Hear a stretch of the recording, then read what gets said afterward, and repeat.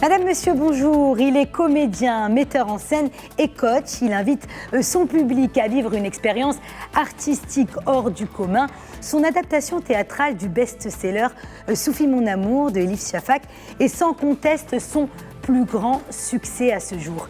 Hassan El Jaï a son actif plus de 70 représentations réparties entre le Maroc, la France, la Belgique, la Suisse et les États-Unis, notamment dans les prestigieuses universités de Columbia, Princeton et Yale.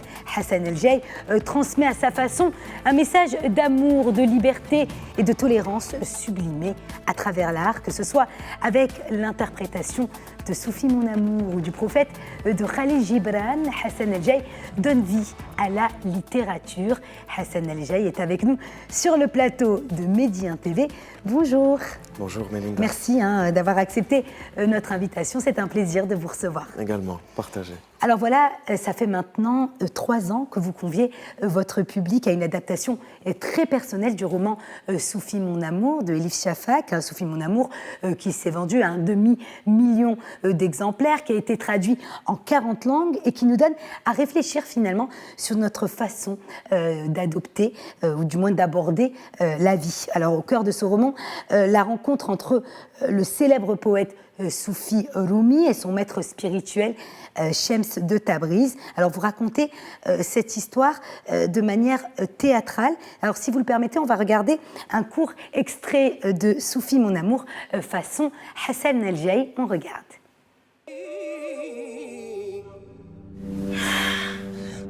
Regarde un peu autour de toi, derviche. Dieu a quitté ces lieux il y a longtemps, très longtemps. Oh, et tu sais quoi? On ne sait pas quand il va revenir. Dieu ne dit-il pas dans le Coran « Je suis plus proche de l'homme que sa veine jugulaire ». Dieu est en chacun de nous. C'est pourquoi il ne nous abandonne jamais. Comment pourrait-il s'abandonner lui-même ?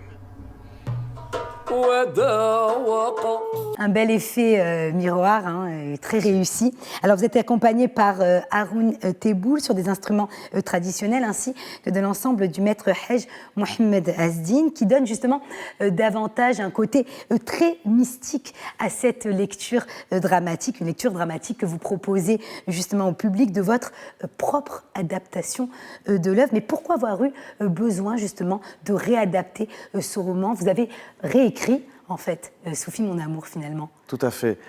Pour les besoins de la scène, un roman n'est pas toujours adapté pour pouvoir alterner entre la narration, les personnages qui discutent, l'émotion de chacun des personnages, peut-être rallonger certaines phrases, les modifier. Et c'est quelque chose que j'ai eu l'occasion de voir certains de mes maîtres faire au cours Florent ou au Lee Strasberg. Alors j'essaye très modestement d'utiliser ces procédés au service de la lecture dramatique qui doit être habitée. Et donc, où on ne peut pas avoir un support brut, il faut nécessairement faire des petites transformations. Alors, le choix de Soufi mon amour n'est pas anodin. Alors, comment le soufisme, finalement, vous inspire-t-il dans votre art et même dans votre vie quotidienne? Eh bien, écoutez, au même titre que les écrits d'un Shakespeare, Molière, Victor Hugo, Khalil Gibran, c'est tout d'abord un message de paix, de tolérance, de fraternité et de bonne cohabitation, en bonne intelligence. Et c'est pour ça que j'aime tous ces auteurs et que j'aime beaucoup de poètes du soufisme et de saints notamment, parce qu'il s'agit d'apprendre à détruire son propre ego pour arriver à tendre la main de l'intérieur, évidemment, à tout ce qui nous entoure, ceux et celles qui nous entourent, à la nature, à être en harmonie avec toute création et bien évidemment avec le Créateur.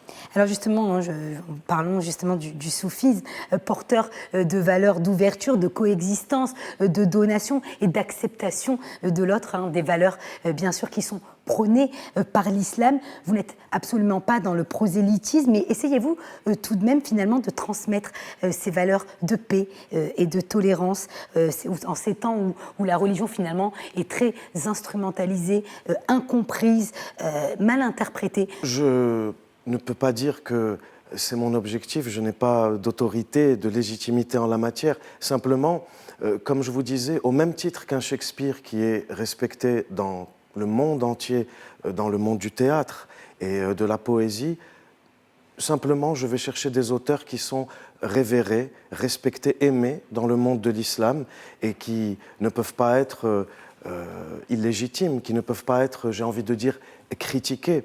Ce sont des personnages que tout le monde aime, Jalal Din Rumi, Shams de Tabriz et bien d'autres. J'avais une lecture sur la poésie soufie notamment.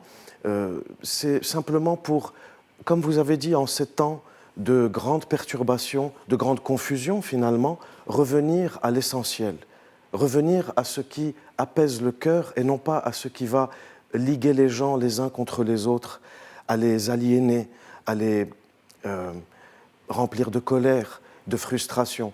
Et donc, au même titre que Shakespeare fait ça par l'humour, par l'introspection philosophique, eh bien Jalaluddin Rumi fait ça dans le Mesnevi ou Shams de Tabriz lorsqu'il prodigue ses règles de l'amour. À qui veut bien les entendre, les écouter? Alors, vous avez joué dans plusieurs pays. Vous jouez votre spectacle en 3 langues, hein, si je ne me trompe pas. Oui, notamment, enfin surtout en français et en anglais. Une adaptation en arabe est en préparation. C'est un travail assez difficile pour moi, je dois admettre, mais je compte le faire dans un futur que j'espère plus proche que quoi que ce soit d'autre. Alors votre public est différent en fonction, bien entendu, des pays. Racontez-nous comment votre art est accueilli, justement. Eh bien, c'est assez intéressant, les publics dans les différents pays. Il est vrai qu'aux États-Unis, c'est le pays où j'ai vu la plus grande diversité dans les spectateurs de mes spectacles. Il y avait des musulmans, bien évidemment, mais aussi beaucoup de chrétiens, des juifs, des bouddhistes notamment. Il y avait même des athées. Et je me souviens que, d'ailleurs, que parmi les choses les plus jolies, les plus même étonnamment pertinente que j'ai pu entendre, c'était de la part de personnes de confession chrétienne.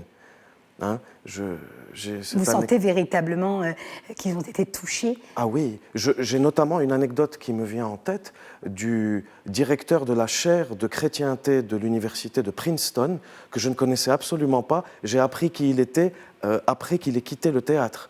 Il est venu vers moi à la fin de la représentation à Princeton, c'était en octobre 2016, et il avait les larmes aux yeux. Il était bouleversé et il est venu, il m'a pris, il m'a serré ma main contre ses 2 mains et il m'a regardé et il m'a dit « Jeune homme, ce que vous faites est très important et je suis ravi que quelqu'un comme vous, qui vient du Maroc, qui est musulman, adopte ce message de paix et avec une technicité aussi pointue. Merci ».